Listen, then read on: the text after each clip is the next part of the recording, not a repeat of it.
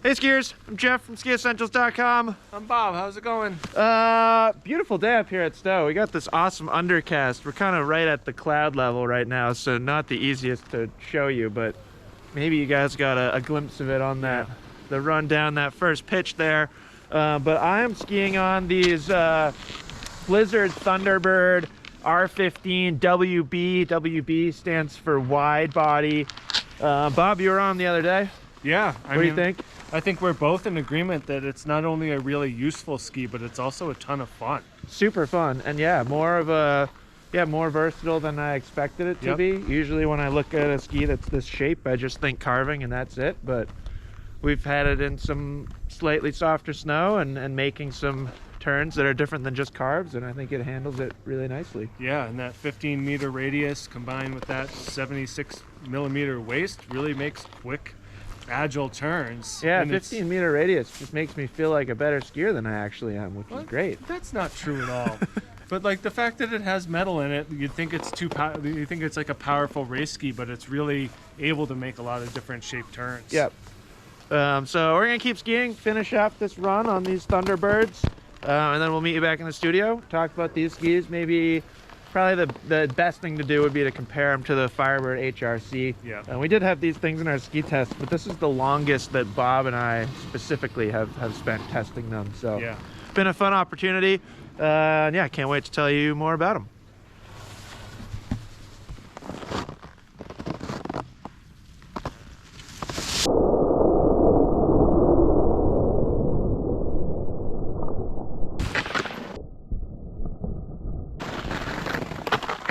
Yeah, good air.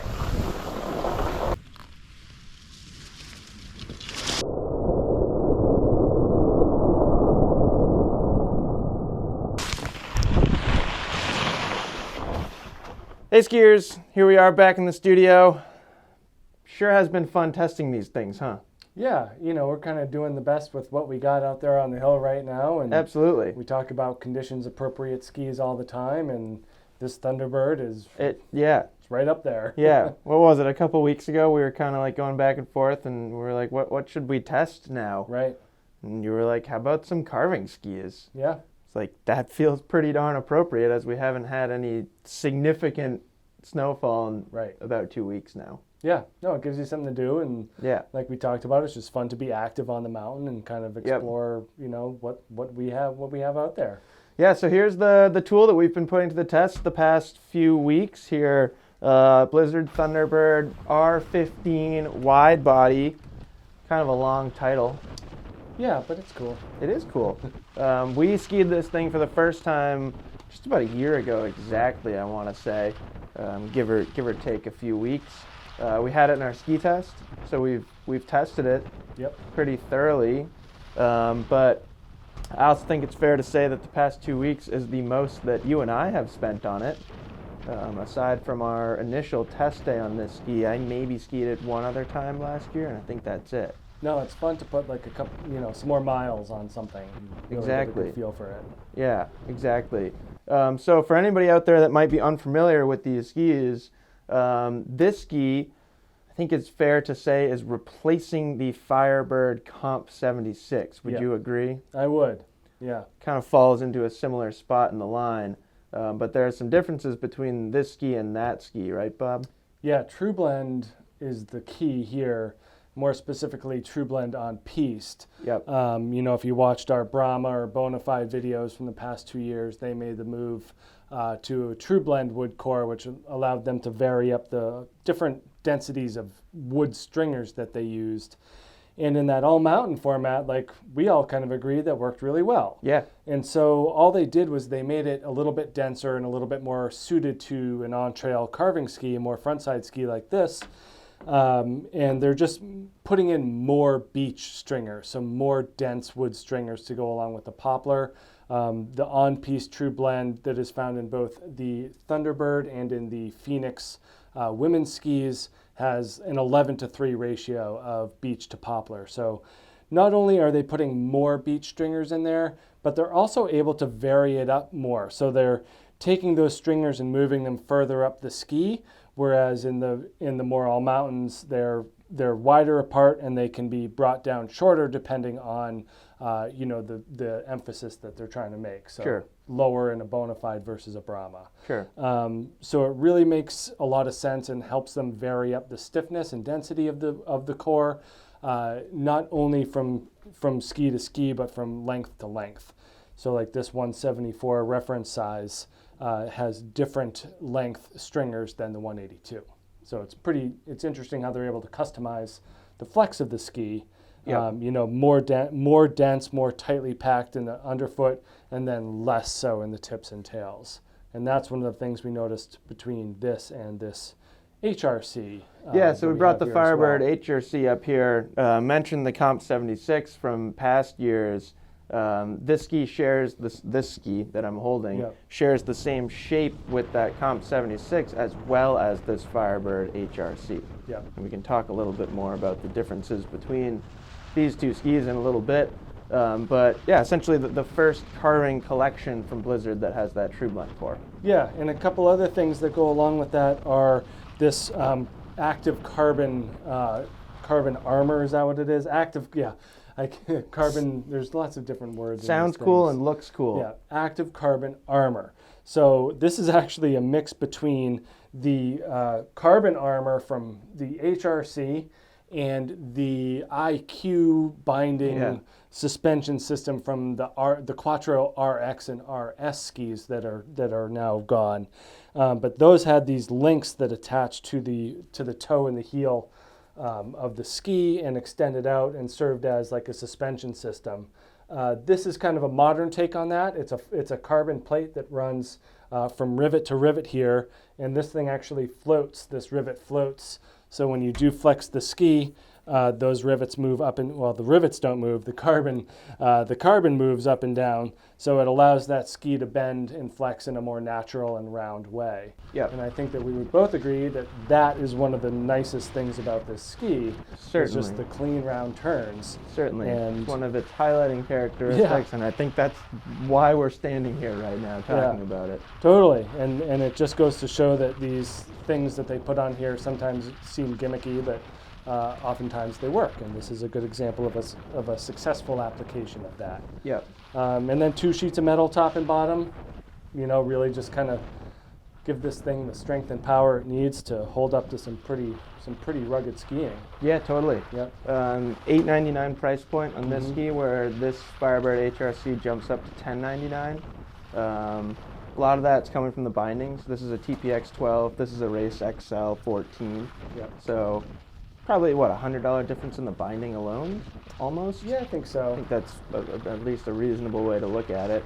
Yeah. But this ski certainly achieves some impressive performance, which to me, at $8.99, makes it seem like a pretty darn good value. Right, ski and binding that can rip the front side of the mountain. Yeah. We can talk about the all-mountain versatility as well, but Sure. just in terms of a front side, if you just left it at front side and a good carving ski for advanced, advanced skiers and up, you're right. I think that's a good value. And I think that's the right place to start in describing its performance is carving, because that's its focus. Right. It's 76 underfoot.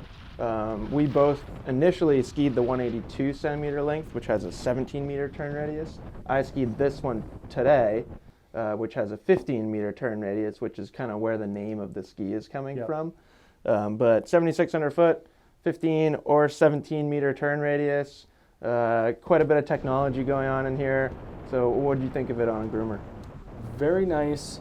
Really easy to enter the turn. They do say that there's 2 millimeters of tip and tail rocker. Yep. For all intents and purposes, it's a fully cambered ski. That rocker is really just there to stop the grab that you might feel from a more race-oriented ski. Yep. But yeah, super easy to get into the turn. I think that True Blend, especially in the tip, really it gives the helps you tip get a in little there. bit more forgiveness or a more supple feel up here. Yeah, and we talk about it a lot, being able to access the side cut. Having that slight softness in here opens up that accessibility to more skiers. So you don't have to be super aggressive driving the tip of the ski to get it to hook up. Yep. And then you do feel all that stuff, the True Blend on piece, the metal, the carbon, really working together well underfoot, holds you nice and tight. and then a clean and round exit. I mean, you can really feel the thing bring you around, but it doesn't lock you into the turn. I think that's one of the highlights, is that you're able to manipulate the turn shape, Yep. even at 15 or 17 meters, depending on your length, and shorter as they get shorter. But Yeah, I found that too. I found it was more easy to do on the 182. Yep. Is make a variety of turn shapes and sizes. Yeah. But yeah, it certainly does that pretty darn well. Yeah, and I really enjoyed being able to make kind of those quicker, medium to short radius turns, kind of a groomer width wide, Yep. side of the trail, like I like to do on all of my skis. But, this with that waist width really kind of makes you, gives you the quickness and the agility necessary to make those turns with confidence. Yeah. No, it's a sweet ski. Yep. I don't think it necessarily feels like a true race ski. Yeah. Like, I think there are differences between this and this, but at the same time, it's pretty hard to push this thing past its limits. Correct. Yeah, I mean, I think the limit is me on a Sure. ski like this and my lack of Sure. racing ability. That I view this as that all mountain carving ski. That if you stand on it, it's going to come around. If you want to release it, you can do that as well. But Yeah. I mean, I don't think I found the top end of this ski, and I don't think I would be able to, given my current Right. technical awareness and skills. Right. No, it's just such a nice mix of achieving a high performance feel, but also feeling user friendly. Right. Which I think is hard to achieve in this category. Yeah. Like we've skied some other stuff that falls right into this category that it doesn't feel like it achieves that. Yeah. So I think that's kind of something special about this ski. We were curious, so we asked the internet if anybody else had reviewed this ski, and there were a couple. And I thought there were a couple things in those reviews that we watched, not to say who they were from, that maybe we thought were a bit misleading. Yeah. One of them was expert only, and I don't feel that way at all. No, and I purposely tried to ski this not like an expert, Right. to try to find the low end too. I Right. like to try to find the high end, and I like to try to find the low end. Yeah. And I felt like someone who was in that, in a comfortable intermediate, Yeah. would certainly find stability and power in this, but maybe not be overpowered. No, I don't think they'd be overpowered, whereas on something like this, Yeah. you might be. Yeah. Or at least there would be a concern there. But yeah, I think for an athletic, aspiring intermediate skier, this is a fantastic choice. Yep. It's not too challenging to ski, and it's got a super high performance ceiling. So it's something that you can grow with and grow with and grow with and probably never outgrow. Right. The fact that you can skid your turns Yeah, it's huge. is nice. Yeah. Yeah. Yeah, absolutely. The other thing that was mentioned in a couple other things out there about this ski is somebody said something like, you don't want to take it off trail. I don't know. Oh, I like taking all skis off trail. Yeah, You I mean, know? we're kind of hurting for natural snow right now, Yeah. so we don't have like a ton of ungroomed terrain. But notably, to me, the kind of cutting the corners of the S turns on nosedive, this thing did great. Yeah. There's something to be said about the precision of a narrower ski. If you don't have like deep, catchy snow, this is really fun. Yeah, and I mentioned in the write-up, it's not too long ago that a 76 underfoot was considered a mid-fast. Right. It's not like ancient history that we're talking about, Right. like skis like this that are too narrow. Right. It's not too narrow. It's like 20 years ago. Right. It's not going to replace or be as playful and smeary as your Rustler 10. Right. But it's, that's not what it's meant for. Nor could the Rustler 10 remotely keep up with this thing Right. in a carved turn on a groomer. But, being honest with ourselves as skiers, what we've gone through this winter so far, Right. and what most skiers out there deal with on a daily basis, this is a better choice than a lot of skis out there. Yeah. Something that I thought was really fun, this morning we were skiing with JG. Yep. Legendary snowboarder, maybe you've seen him in some of our videos. He's an awesome guy to ride with, just has like a really cool outlook on the mountain, and Yep. It's just fun to ski with him. And we were on the lift, and he looked at you and I and I was skiing this morning. You were skiing a K2 Disruption MTI. Yeah. So, you know, a carving ski, at least in the same conversation. And he looked at us and was like, boy, it's cool to see you guys ski like that. And I think both of our responses was along the lines of like, everyone should own a ski like this. If possible. Yeah, sure. Yeah. Right. But yeah, if you have the means, I think that's true. Because it takes a day like today or conditions like we have right now, and instead of going out, like you were saying, like instead of going out and complaining, you go out and ski. Right. And it's just a lot of fun. And not only is it a lot of fun, but it's kind of a workout too. Yeah. Like the first day when we were skiing these, we were both like psyched because it was kind of cold and we were staying warm. Right. Because you have to work because you're turning a lot. I think there's something to be said about having a ski like this in your quiver, and I feel like this is a really good one because it strikes that balance between like not too demanding, but also a premium high-level carving ski. Like it's not a rental ski.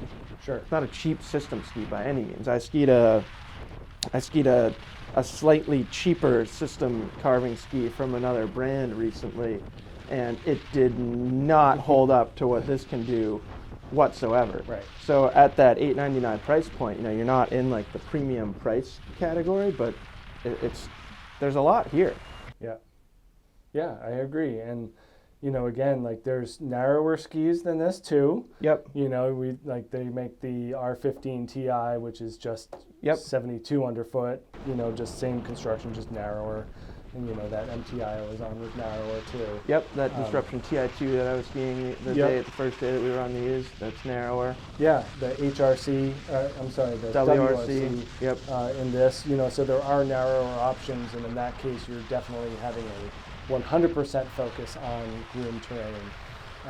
And we talked about this as well, like, even if you live in a snowier area, there's still days where they this groom, comes into like, play. you know, Right. like they're grooming snow at Mammoth, like they got 7 feet of snow, but they groom terrain. Right. So there's still an application, even if you live in a super snowy area. Right. I have a friend about to take her first trip to Tahoe. Yeah. And she has skis that are 9,400 foot, and she called me and was like, I need to rent skis when I'm out there, right? And I'm like, no, it's still like, there's still groomers. Right. So yeah, even if you live out west somewhere that gets a ton of snow, and if you're in Tahoe right now and you're buried, you still know that there are days when having something like this is really valuable. Yeah, and I just feel like skis of this width get overlooked. I think that we have that we just get used to starting our conversation at 88 and going up from there. Well, and like where my mind went too is like us as skiers, we're like kind of egotistical, where like you like try and buy everything for a purpose. Yeah. So like for me, like I want a beer league race ski.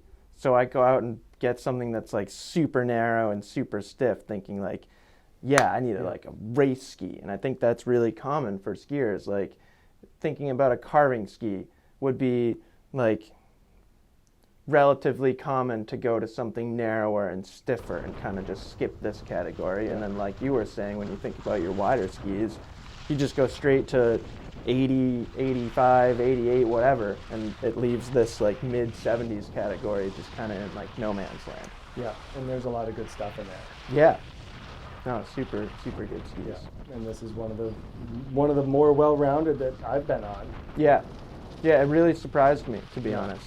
And its versatility and its capability outside of carving, and then as a carving ski, it's really fun too. Yep. I will say that there are times when I personally want a stiffer, crazier ski, but boy, this was very, very satisfying to ski. Yeah, and like we literally could have skied this ski at the resort all 30 plus days of operation so far. So far, yeah, absolutely. There's not one single day that this ski would have been an outlier. And on a lot of those days, it would have been more fun than some of the stuff that we were skiing when we were on wider skis. I skied something that was 112 the other day. Right. What was I doing? It was still fun. I like skiing everything. But no, I think this is a great ski. I'm really glad that we have the opportunity to talk about it. Yeah. We're sold out, so it feels silly to do this, period. We may get more I don't know if Blizzard's sold out completely or not. I do know that it'll be back for next year. Yep. At least I'm like 99% sure it'll be back for next year. They're not going to make a ski this good and get rid of it after 1 year. No, it should come back for sure. Yeah, so you can get it next year or later this year. But we just thought it was so much fun. Bob and I had such a blast testing it that we couldn't resist putting a little review together. Yeah, and I think if you're looking for, reach out for alternates. Yeah, totally. Yeah. You might think are a good substitute for this. Yep. Yeah, there's definitely other skis in this category with similar characteristics. Yep. I had a similar, thinking back about a year ago, I feel like I had a very similar experience on the Wingman. Okay. Like different width, Yep. that's 86. But it was, the feeling that I had when I left the mountain after skiing them was similar. Yeah, and they make Re- that rewarding, very round carving turns. My legs were tired from but not like too tired. It's just a satisfying, rewarding skiing experience. Yeah, and that comes in the 82, and then Right. the one I had in my mind was a Vocal Deacon 80. Yeah, That's absolutely. another Right. like, just ripping carving ski that also has Yep. that all mountain versatility to it. Laser AX. Yep, that's a good choice. Lots of good stuff out there for sure. Yep. Anyways, anything you want to leave with, Bob? Nope, just like we've always said, getting the ski for the conditions you ski versus those that you want to ski. So Yep. I think a lot of people should look into this category. Yeah, and I personally have been spending more time on narrow carving skis this year. Yeah, On the rare opportunities I have to go free skiing on my own. that's what you take. I've been taking some narrow skis, which is really, really fun. So yeah, let us know if you have any questions about it. If you want us to compare it to anything else out there in the world. I can't even remember if it was in our comparison video. I think we did have it, but I'm again, not sure. not sure It either. feels like a lifetime ago. It does, yeah, was it right? So yeah, let us know if you have any questions, and we'll see you guys out there on the hill. Bye.